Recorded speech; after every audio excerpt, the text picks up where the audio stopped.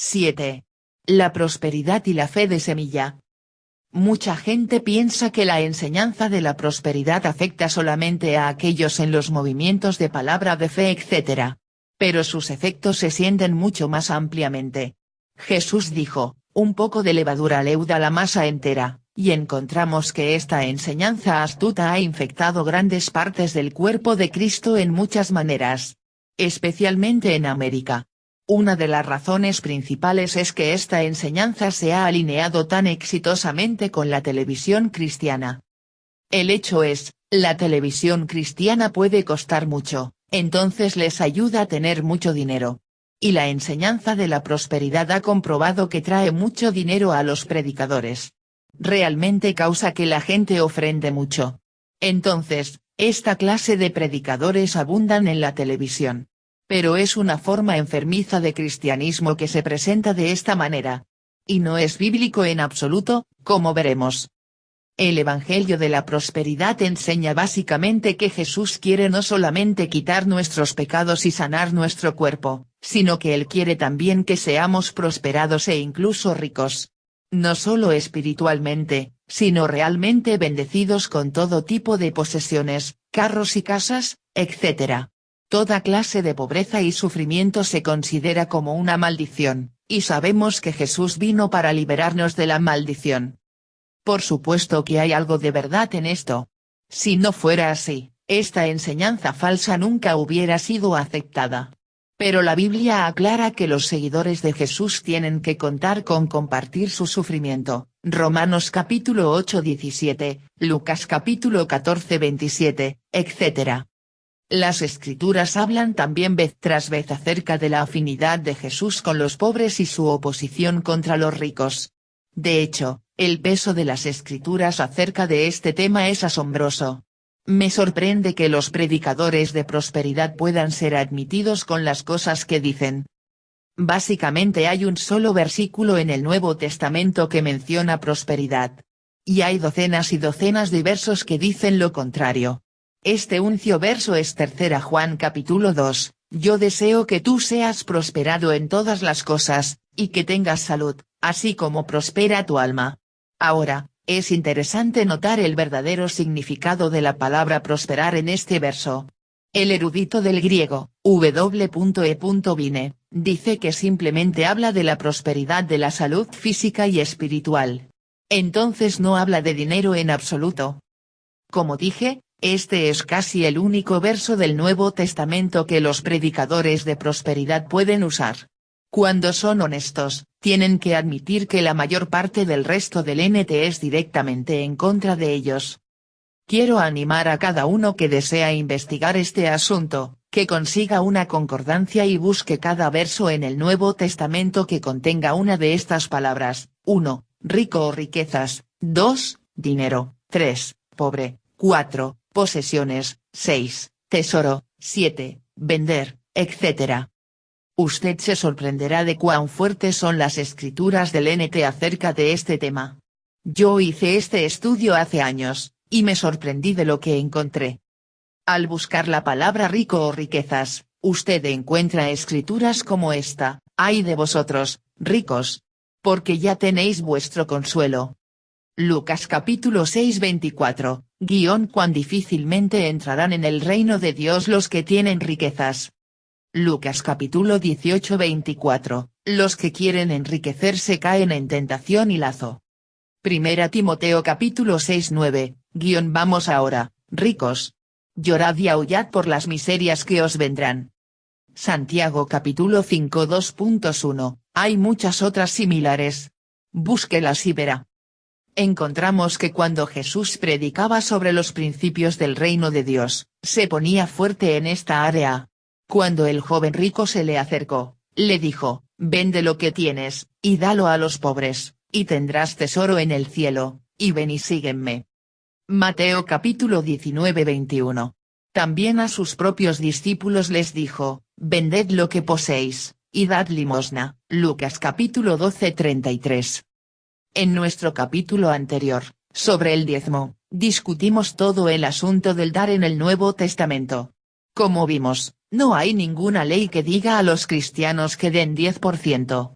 De hecho, lo que el NT enseña es que todo lo que tenemos literalmente pertenece a Dios.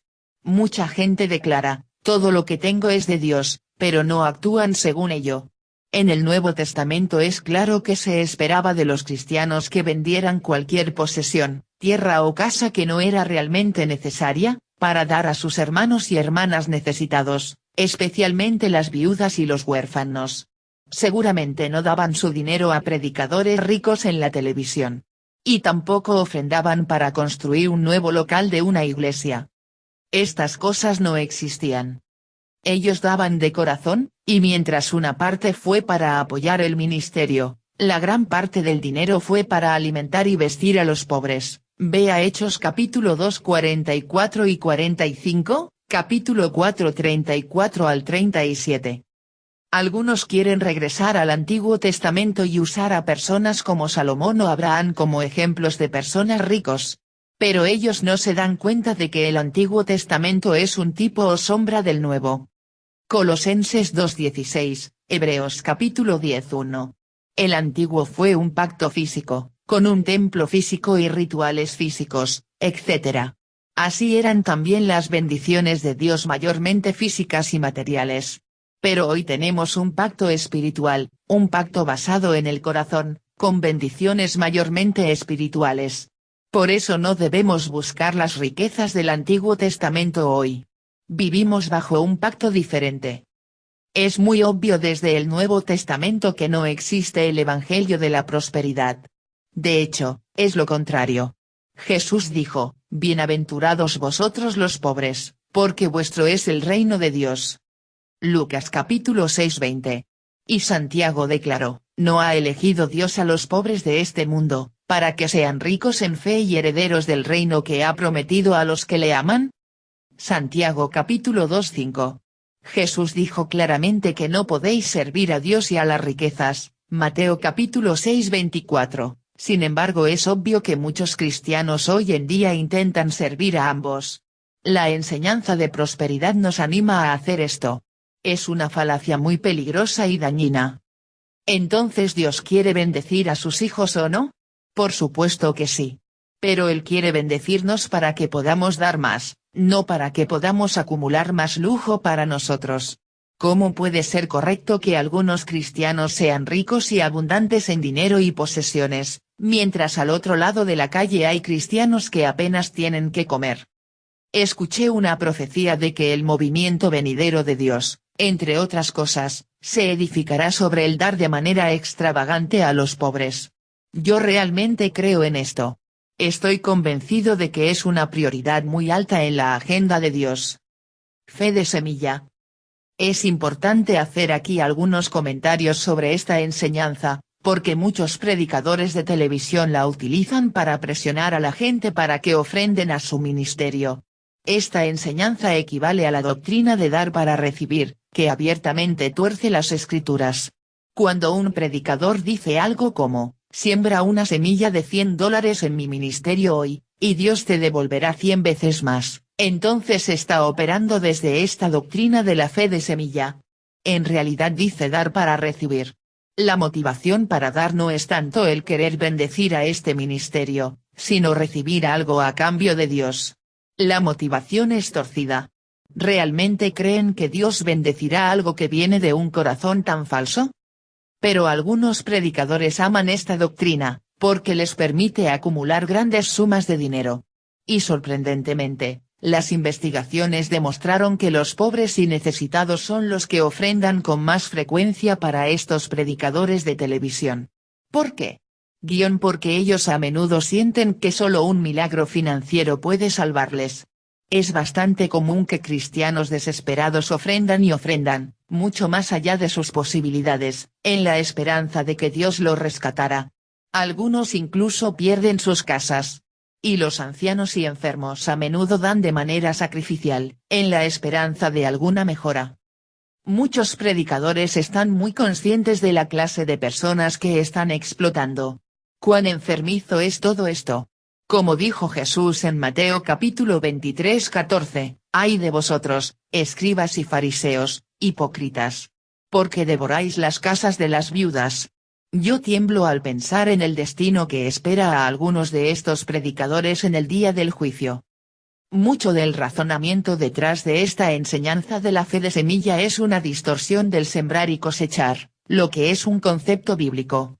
Pero cuando es distorsionado por los predicadores y se vende como un medio de dar para recibir, entonces ha ido más allá de las escrituras. La pureza del simple dar de corazón se pierde, y se reemplaza por motivos egoístas. La gente ofrenda porque el predicador garantiza que recibirán una gran ganancia de su inversión.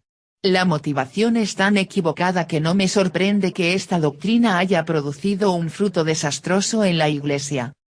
Entonces la próxima vez que usted escucha en la televisión a un predicador que utiliza esta clase de manipulación para que usted le dé $100, asegúrese de reprender el engaño en el nombre de Jesús, y apague la tele. Todos estaríamos mucho mejor si diéramos a los pobres, como Jesús mandó. ¿Es equivocado utilizar la televisión? La respuesta obvia es no, aunque la televisión es tan abusada por muchos predicadores. El hecho es, la televisión es simplemente un medio de comunicación que se puede utilizar tanto para el bien como para el mal. Yo mismo hice un show de televisión en 5 partes para la televisión secular, hace unos años en Nueva Zelanda. Lo hicimos de una manera muy económica y entrevistamos a exmiembros de pandillas que se habían convertido, etc. Entonces no tengo ningún problema con el medio en sí. Puede ser muy eficaz.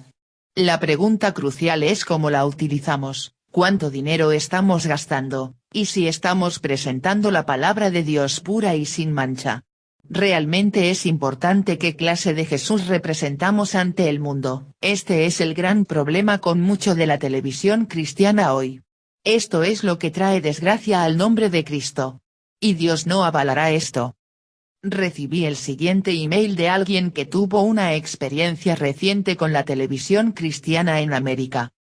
Una pequeña iglesia tiene un show de televisión para jóvenes que se llama Crossfire, Fuego Cruzado. Se transmite en el canal Ski Angel. Mi esposo fue uno de los pastores allí, y así descubrí que cuando un ministerio transmite sus emisiones en Ski Angel, no les cuesta nada. Por supuesto que hay un costo inicial para cámaras y equipo de edición, que puede ser un poco caro, y las estaciones locales de televisión requieren ciertos tipos especiales de cintas de video que son más caras.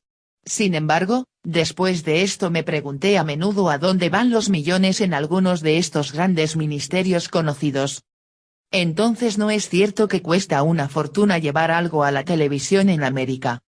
Creo que en los años futuros veremos que Dios utilizará todos los medios diferentes para difundir su mensaje. En la primera gran reforma, la imprenta había sido inventada poco antes, y Dios la utilizó grandemente. Lo mismo es cierto de la Internet, la radio, y aún la televisión hoy. No tengo ningún problema con utilizar estas cosas. Pero es la manera como las usamos, que es el factor crucial, y es importante no centrarnos alrededor del dinero.